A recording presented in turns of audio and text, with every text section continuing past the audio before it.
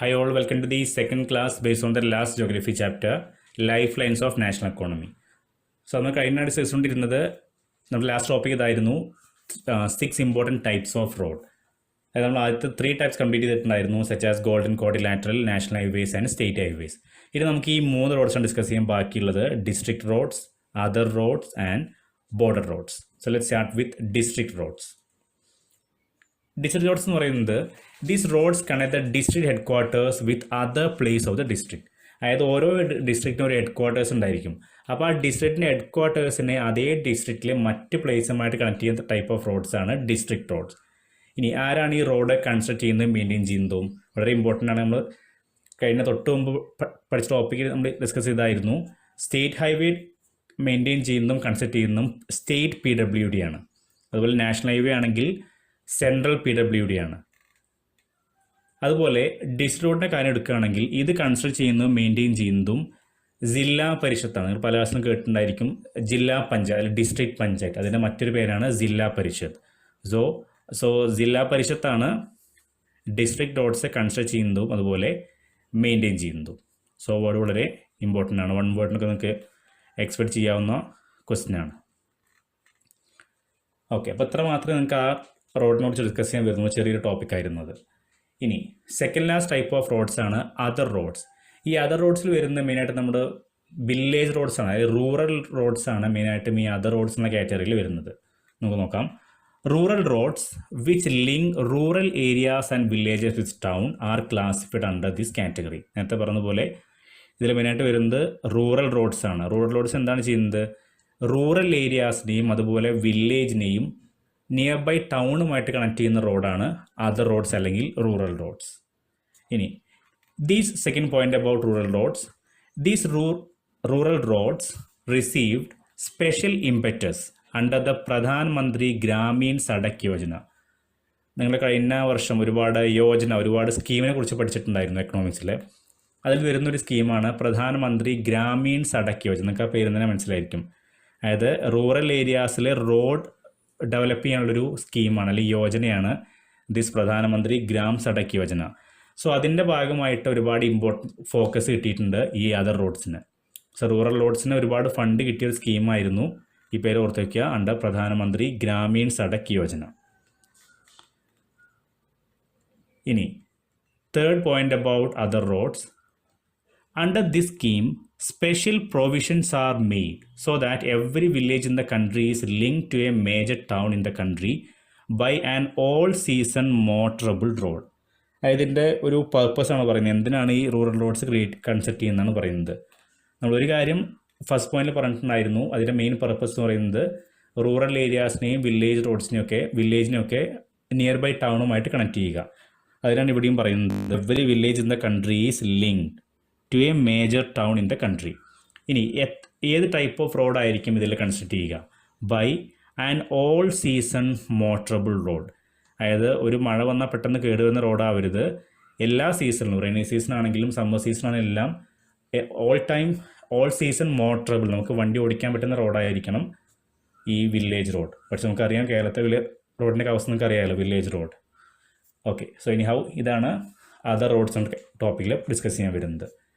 ഇനി നമുക്ക് ലാസ്റ്റ് വരുന്ന ടൈപ്പ് ഓഫ് റോഡായിരുന്നു border roads.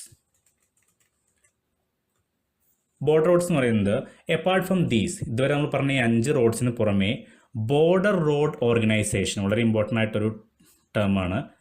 V have an organisation known as BRO, otherwise border road organisation. It's a government of India undertaking construct and maintain roads in the bordering areas of the country. നിങ്ങൾക്ക് ആ പേര് തന്നെ guess ചെയ്യാൻ പറ്റുന്നതാണ്. നമ്മുടെ border ഏരിയാസിൽ road construct ചെയ്യുന്ന ഒരു agency അല്ലെങ്കിൽ ഒരു ഓർഗനൈസേഷനാണ് ബോർഡർ റോഡ് ഓർഗനൈസേഷൻ. സോ ഇവരാണ് നമ്മുടെ ബോർഡർ റോഡ് കൺസ്ട്രക്ട് ചെയ്യുന്നത്. ഇനി ഇതേ ഓർഗനൈസേഷനെ കുറിച്ച് കുറച്ചുകൂടി ഡീറ്റെയിൽസ് വരുന്നുണ്ട് സെക്കൻഡ് പോയിന്റിൽ. This organisation was established in 1960 for the development of the roads of strategic importance in the northern and northeastern border areas.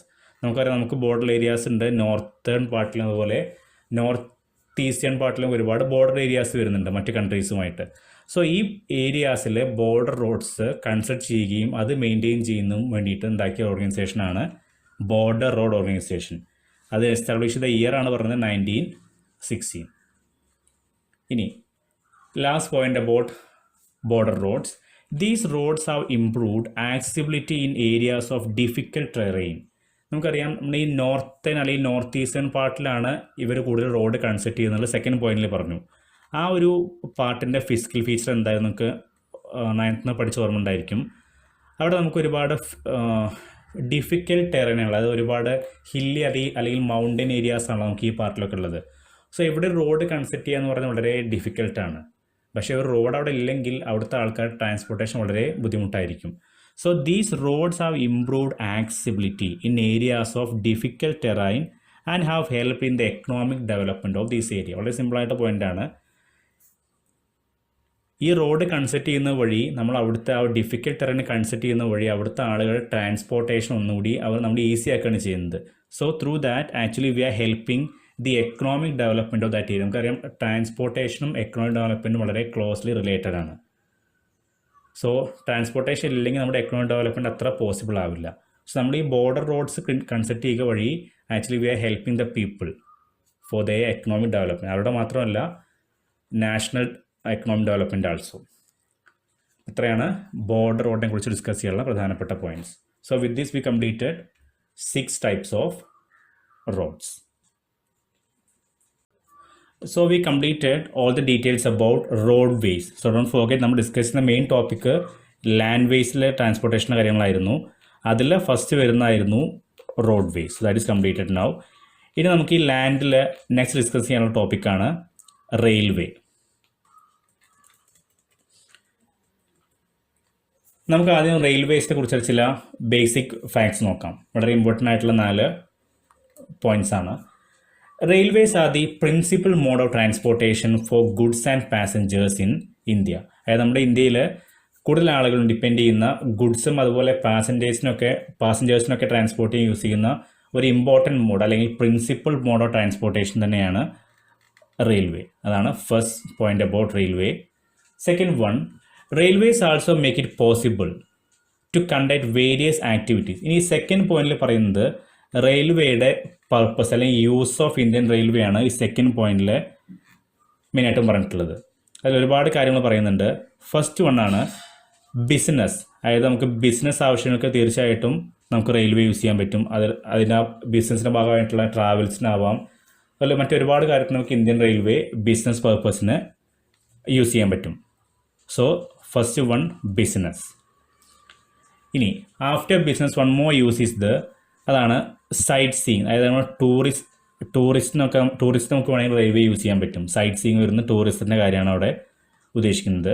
അതുപോലെ പിൽഗ്രിമേജ്, നമുക്ക് ഏതെങ്കിലും റിലീജിയസ് സെൻറ്റർ അതുപോലെ വർഷിപ്പ് സെൻറ്റർ വിസിറ്റ് ചെയ്യണമെങ്കിൽ നമുക്ക് തീർച്ചയായിട്ടും റെയിൽവേ യൂസ് ചെയ്യാം. അതാണ് പിൽഗ്രിമേജിൽ പറയുന്നത്.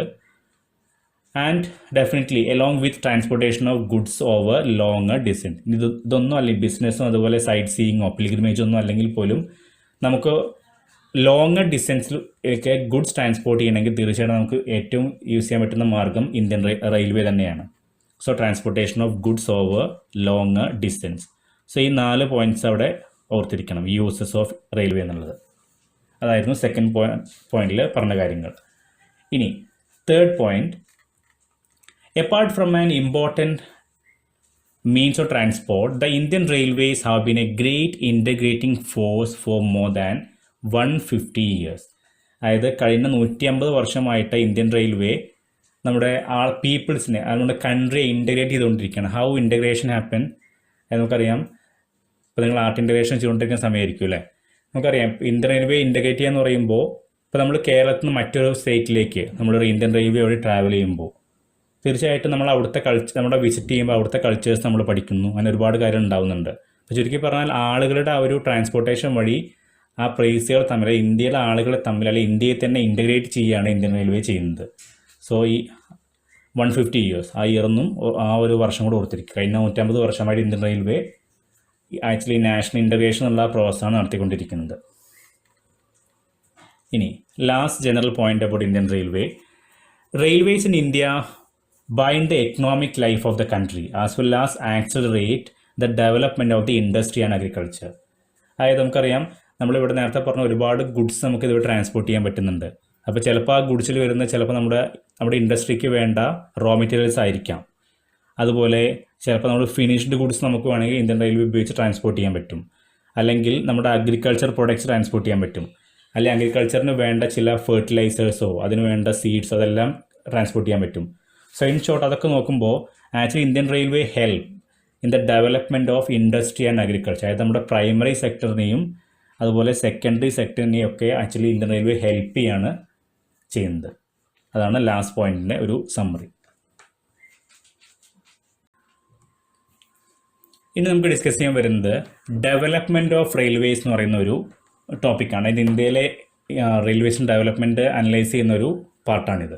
നമുക്ക് നോക്കാം. First point, the distribution pattern of railway network in the country has been largely influenced by physiographic, economic and administrative factors. അതായത് ഈ 3 ഫാക്ടേഴ്സാണ് ഇന്ത്യയിലെ ഏതൊക്കെ പ്ലേസിൽ റെയിൽവേയുടെ ഡിസ്ട്രിബ്യൂഷൻ ഉണ്ട് അതിനെ ഇൻഫ്ലുവൻസ് ചെയ്യുന്ന 3 factors: physiographic, economic and administrative factors. ഇതെന്താണെന്ന് അങ്ങനെ വിശദീകരിക്കാൻ ചോദിക്കാറില്ല, ബട്ട് സ്റ്റിൽ നമുക്ക് നോക്കാം. ഇവിടെ ഫിസിയോഗ്രാഫിക് എന്ന് പറയുന്നത് ജോഗ്രഫിക്കൽ ഫീച്ചേഴ്സാണ്. അതായത് ഒരു പ്ലേസിൽ ഒരു ബാഡ് ടെറൈൻ ആണെങ്കിൽ, അതായത് ഒരുപാട് ഹില്ലി ഏരിയാസ് ഒക്കെ ഉള്ളൊരു പ്ലേസ് ആണെങ്കിൽ ഡെഫിനറ്റ്ലി അവിടെ റെയിൽവേയുടെ പ്രസൻസ് കുറവായിരിക്കും. ഇനി ഒരു കമ്പാരിറ്റീവ്ലി പ്ലെയിൻ ഏരിയ ആണെങ്കിൽ അവിടെ കൂടുതൽ റെയിൽവേസ് ലൈനും ഉണ്ടായിരിക്കും. അതാണ് ഫിസിയോഗ്രാഫിക് എന്ന് പറയുന്നത്. Second one, economic. ഇവിടെ ഉദ്ദേശിക്കുന്നത് ഇപ്പോൾ നമ്മൾ റെയിൽവേ ലൈൻ കൺസെപ്റ്റ് ചെയ്യുമ്പോൾ അല്ലെങ്കിൽ റെയിൽവേ സ്റ്റേഷൻ സെറ്റപ്പ് ചെയ്യുമ്പോൾ ശ്രദ്ധിക്കുന്നതായിരിക്കും, അത് പ്രോഫിറ്റബിൾ ആയിരിക്കുമോ? ആ പ്ലേസ് നമ്മൾ ഒരു റെയിൽവേ ലൈൻ കൺസെപ്റ്റ് ചെയ്ത് കഴിഞ്ഞാൽ അവിടെ ഒരുപാട് പാസഞ്ചേഴ്സിനെ കിട്ടുമോ, അല്ലെങ്കിൽ ഗുഡ്സ് അവിടെ ട്രാൻസ്പോർട്ട് ചെയ്യണ്ടായിരിക്കുമോ? അപ്പോൾ അവിടെ പ്രോഫിറ്റബിൾ ആണോ എന്നുള്ള കാര്യം കൂടെ നമ്മളവിടെ അനലൈസ് ചെയ്യുന്നുണ്ട്. അതാണ് എക്കണോമിക്കിൽ വരുന്നത്. And last one, administrative factors. ഇത് ഉദ്ദേശിക്കുന്ന ഗവൺമെൻറ്റിൻ്റെ പോളിസീസാണ്. ഡെഫിനറ്റ്ലി ഗവൺമെൻറ് ആണല്ലോ ഇന്ത്യൻ റെയിൽവേസിൻ്റെ കാര്യങ്ങളൊക്കെ ശ്രദ്ധിക്കുന്നത്. We have ministry, railway ministry എന്നുള്ള മിനിസ്ട്രി നമുക്ക് ഇന്ത്യയിലുണ്ട്. അപ്പോൾ ആ ഗവൺമെൻറ്റിൻ്റെ പോളിസിയൊക്കെയാണ് അഡ്മിനിസ്ട്രേറ്റീവ് ഫാക്ടേഴ്സിൽ വരുന്നത്. ഇനി second point, the northern plains with a vast level land, high population density and rich agricultural resources provided the most favorable condition for their growth. അതായത് നമ്മുടെ നോർത്തേൺ പ്ലെയിൻ അതിൻ്റെ കാര്യം എന്തെങ്കിലും പറയുന്നത്, അവിടെ കൂടുതൽ ലാൻഡിൻ്റെ ഒരു ഡിസ്ട്രിബ്യൂഷൻ കൂടുതലാണ്. വാസ്റ്റ് ലെവൽ ഓഫ് ലാൻഡ് അവിടെ ഉണ്ട്. അതായത് ഒരുപാട് ലാൻഡ് അവൈലബിൾ ആണ് for the concession of railway.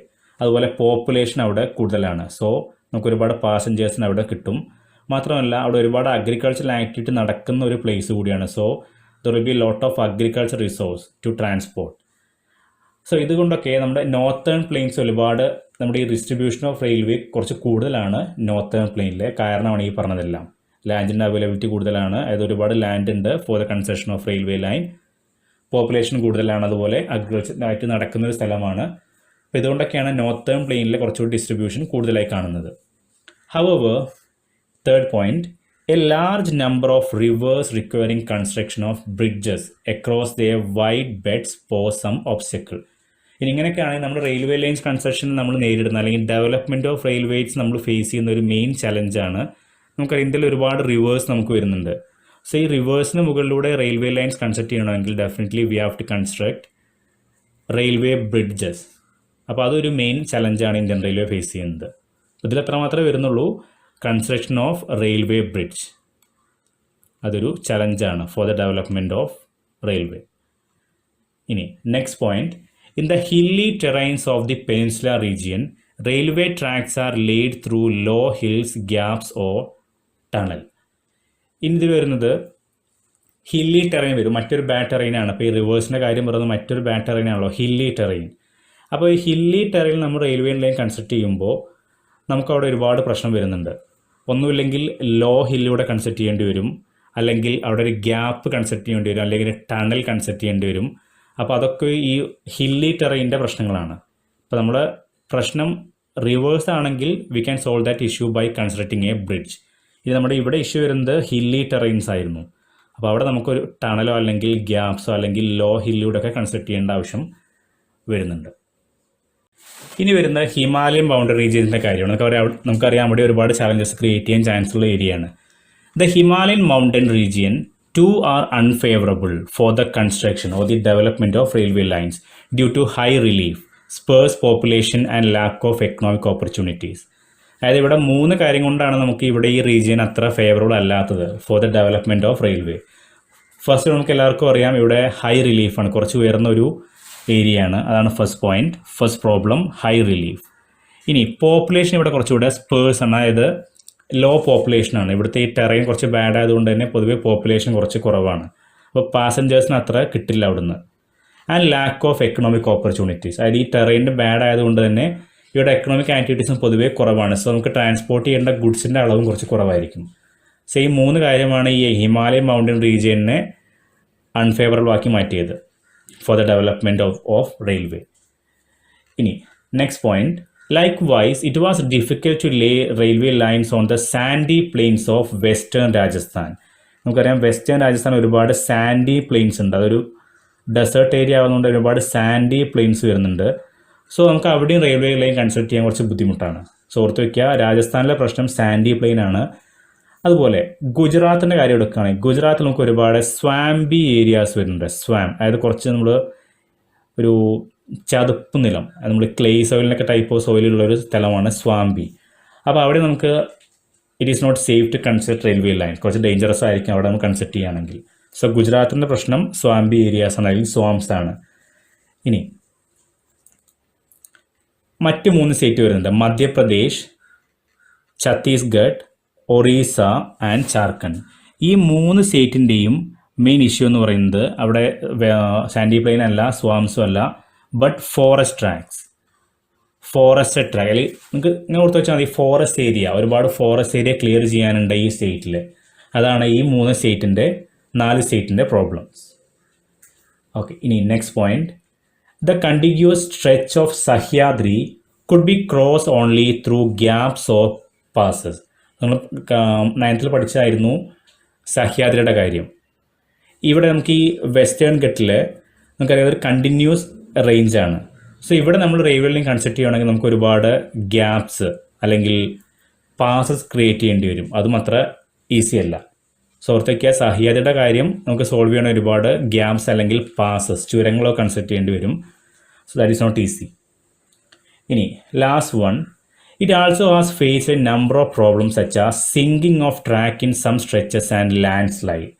അതായത് ഈ ലാൻഡ് സ്ലൈഡൊക്കെ ഉണ്ടാകുന്ന സമയത്ത് അല്ലെങ്കിൽ മഴക്കാലത്തൊക്കെ ചിലപ്പോൾ ഒരു ട്രാക്ക് തന്നെ സിങ്കായി പോവാം, താഴ്ന്നു പോവാം.